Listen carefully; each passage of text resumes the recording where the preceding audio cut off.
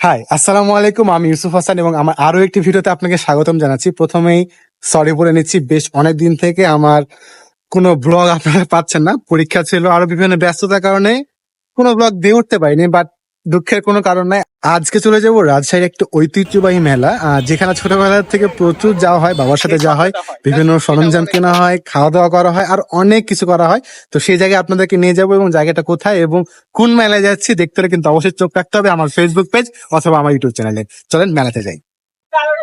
আমি যেখানে আছি মেলাটা কিন্তু মূলত এখান থেকে শুরু, এবং আপনাদেরকে যদি দেখায়, বর্তমানে আছি এলাম আমি সাগরপাড়ে, একদম বটতলা যেটাকে বলে, বটতলার এখানে। এবং এখান থেকে কিন্তু মেলাটা একদম বিস্তার, একদম আলুপট্টি পর্যন্ত। এবং আপনাদের একটু ঘুরিয়ে দেখাবো এই মেলাতে কি কি পাওয়া যায়। আপনারা ইতিমধ্যে বুঝে গিয়েছেন আমি আছি রাজশাহীর ঐতিহ্যবাহী রথের মেলাতে। প্রথমে চোখ পড়লো বিভিন্ন রকম মাটির তৈরি জিনিস, ছোট ছোট হাড়ি, পুতুল, ঘটি, ফুলদানি, আর কি সুন্দর সব ডিজাইন। এই শিল্পগুলো শুধু একটা জিনিস নয়, আমাদের গ্রামীণ ঐতিহ্যের এক জীবন্ত চিত্র। শিল্পীরা প্রতিটি জিনিস বানান মনের ভালোবাসা দিয়ে। মেলার আরেক বড় আকর্ষণ খাবারের দোকান।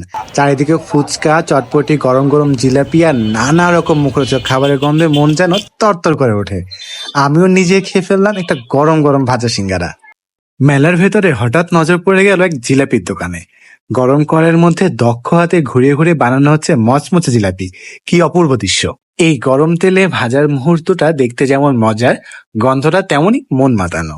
রথের মেলায় খাবারের মধ্যে সবচেয়ে বেশি নজর কাড়ে মিষ্টির ব্যবহার। শুধু জিলাপি না, এখানে আছে ঐতিহ্যবাহী নানা পদ, খুরমা, কটকটি, আরো অনেক কিছু।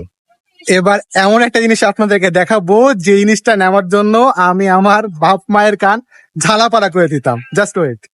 এই জিনিসটা এই জিনিসটা ছোটবেলা থেকে নেওয়ার জন্য সবসময় জেদ করতাম। এটা যখন ঘুরে এই যে এই শব্দটা হয়, জাস্ট এটা আমার অনেক ভালো লাগে।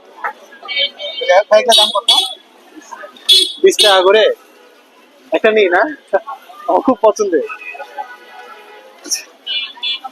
আপনারা যদি আরেকটু সামনে আগান তাহলে কিন্তু মাটির বিভিন্ন কিছু দেখতে পাবেন, যেমন মাটির ব্যাংক, আর রয়েছে মাটির পুতুল, এবং রয়েছে মাটির ছোট বড় অনেক টব। তো এতটুকু বুঝতে পারলাম, বিশাল বড় মেলা। আপনারা চাইলে এখানে বিভিন্ন জিনিস পেয়ে যাবেন। তো বাসায় বসে না থেকে দেরি না করে আপনারা কিন্তু ঝটপট মেলা আসতে পারেন, ঘুরে দেখতে পারেন। আজকের মতো এতটুকু রাখছি। টাটা, বাবাই, আল্লাহ হাফিজ।